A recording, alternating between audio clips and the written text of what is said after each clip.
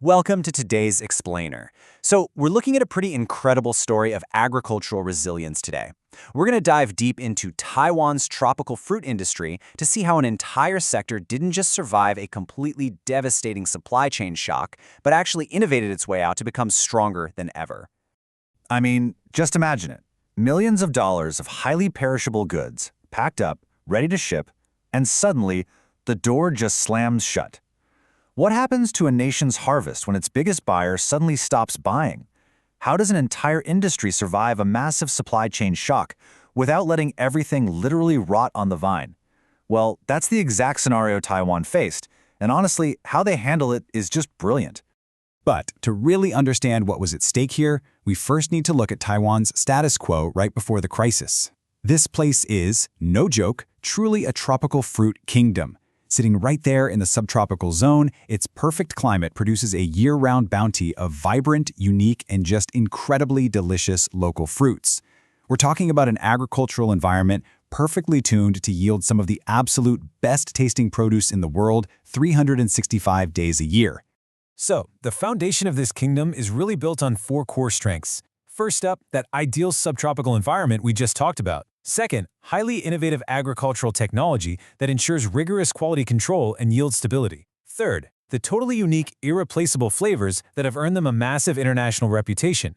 And finally, their wide variety of processing capabilities. Actually, keep that last point in mind, because it's going to become vital to our comeback story in just a bit. Okay, so the disruption they faced was dramatically sudden. Just listen to the sheer scale of this drop-off. In 2019, exports were absolutely booming, hitting a peak value of nearly $185 million. That was a massive 37.24% year-over-year growth. But then, by 2022, that value plummeted to just over $73 million. That is a devastating 54.6% drop in a single year. Literally half their export value wiped out, just like that. So what was the catalyst for this massive plunge? It was a sudden and really strict import prohibition. Their biggest buyer at the time, mainland China, abruptly halted the import of three major Taiwanese crops: pineapples, custard apples, and wax apples. And just like that, Taiwan was sitting on this huge surplus of highly perishable goods, and their primary market was completely gone. They had to totally rethink their global strategy on the fly. And you know, they had to do this for some seriously beloved premium products. Let's introduce the stars of our comeback story, starting with the big one, the Taiwan pineapple. Being the most popular item in their market, it's globally celebrated for its exceptionally thin skin, remarkably fine flesh, and this just perfect sweet and sour profile. It is a top-tier fruit that suddenly found itself without a home. Then we have another major player, the apple mango. This one is widely considered Taiwan's most representative tropical fruit. With its beautifully full shape and delicate juicy flesh, it delivers a deeply rich aroma without ever being, greasy or overpowering. It's a true luxury agricultural product that required a really fast pivot to find appreciative new consumers. And the listed displaced stars just goes on. There's the custard apple, which features incredibly soft, sweet flesh with just a touch of acidity. Actually, pro tip here, it's recommended you eat it in pieces for the absolute best taste. Then there's the jujube, a crisp, sweet winter staple, and the pomelo, a beautifully shaped fruit that holds massive economic value during the Mid-Autumn Festival. So, faced with literal warehouses full of these highly time-sensitive fruits, Taiwan executed a brilliant strategic pivot. They didn't just give up and scale back their harvest, they actively expanded their global map. They aggressively redirected these beloved fruits to eager new markets across the globe, basically turning a localized roadblock into an international expansion campaign.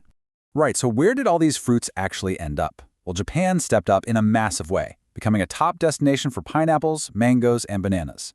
Hong Kong absorbed a huge variety too, securing everything from custard apples to pomelos. But what's truly remarkable was the response from Singapore and Canada. Both of them totally opened their doors across the board, importing virtually everything from tangerines to guava. But here's the thing, opening new markets thousands of miles away presented a massive logistical hurdle. You can't just put highly perishable, seasonal fresh mangoes on a slow boat, right?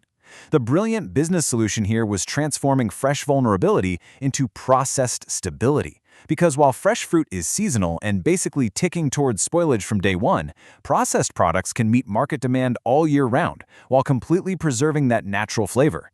And this brings us right back to that fourth strength we talked about at the very beginning, processing innovation. To survive those long transit times and lock in the flavor, Taiwan rapidly expanded into premium processed products. We're talking high-quality dried fruit, delicious jams, crispy vegetable and fruit chips, fresh juices, and flash frozen jellies. By doing this, they successfully bypassed that ticking clock of spoilage and found incredibly high market acceptance in all their new global destinations.